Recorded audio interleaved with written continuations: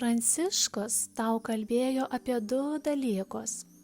Pirma, ką jis norėjo tau išaiškinti, kad kiekvienas mato tik tai, ką jo dvasia, tyra arba užteršta, leidžia ją matyti. Antra, ko tu nepajėgiai suvokti, kad visi žmogaus veiksmai kūrė jo ryšį su visu pasauliu. Kad ir kaip gyventum, nutraukti ryšio su žmonėmis tu negali. Te gali savo elgesiu kiekvieną darbo dieną kurti ryšį, austi tinklą, kurio gaudysi žmonės ar į kurį įkliūsi pats. Kad ir koks jis būtų, ar tai bus gėrio ir meilės, pasiaukojimo ir grožio tinklas, ar tai bus egoizmo ir suirzimo tinklas, į jį tu eini pats ir įsivedi su tiktąja. Audi gėrio arba blogio atmosferą. Nėra savaime egzistuojančio gėrio ar blogio. Jie atsiranda tik tau, kaip ir kitiems žmonėms, juos išaudus. Kaip nėra kiekvienam atskiro dievo, išskyrus tą didybę, kurią kiekvieno dvasia gali pasiekti. Pranciškus tau kalbėjo, kad visus tavo darbus šviesioji brolyje aiškiai matys, kad visų tavo darbų įrašai atsispindės amžinybės kronikose. Pranciškus gailestingumas siunčia tau išrašą iš šių kronikų apie tavo gyvenimą čia.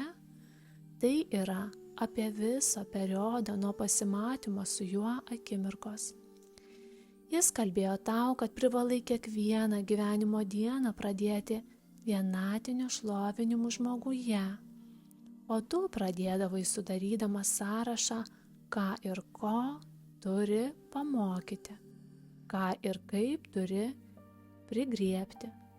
Kitaip tariant, gyvendamas tarp žmonių, visą gyvenimą ieškančių Dievo, tu buvai išvien su tais, kurie te matė žmogiškas sutiktųjų savybės, matė dėmes ant jų, bet nė karto nepakėlė dvasios akių į jų šviesiausiąją šventovę. Todėl tu ir nesugebėjai praplėsti savo šventovės, vis siaurinai įėjimą į savo paties širdį. Jaunuolis, kurio rankų ir širdies tyrumo tu nepastebėjai, atnešė tau laišką ir Pranciško išrašus. Užsidaryk 7 dienas vienatvėj. Pasistenk džiaugsmo mintimis suvokti Pranciško ir šviesiųjų brolių meilę bei rūpesčius. Nusivalyk prie tavęs prilipusio bumbėjimo bei irzlumo įpročius ir suprask, kad jie tave atvedė prie paskutinės ribos. Tu dar turi laiko, dar turi pasirinkimą, dar gali išsikovoti išsilaisvinimą. Tau duotas ilgaamžiškumas, kad galėtų numesti krūvą prietarų, kurie sukaustė tavo mintis ir valią. Atmesk savo įpročius visus taisyti ir auklėti. Ir kryvas medis gali teikti žmonėms džiaugsmą savo lapais bei padėti savo šešėliu. Koncentruokis ne į tai, kaip jį ištiesinti, bet kaip jį, tokį kreivą, paremti savo rūpesčiu, ramsčiu. Kokia prasmė sutikus svetimą gyvenimą vis skaityti jam pamokslus? Kas gali patikėti, kad tu myli auklėjamą žmogų, jeigu jis mato tavo nuolatinį irzlumą, įsižeidimus, tavo reiklumą jam? Argi žodžiai gali įtikinti?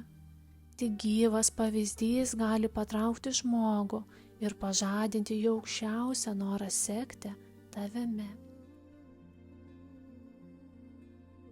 Beprasmiška auklėti žmoguje tai, ko pats dar nesi įvaldęs. Ir atvirkščiai, kiekvienas tavo žodis kulka pervers žmogaus širdį bei mintis, jeigu juos siųs tavo tikrasis gerumas.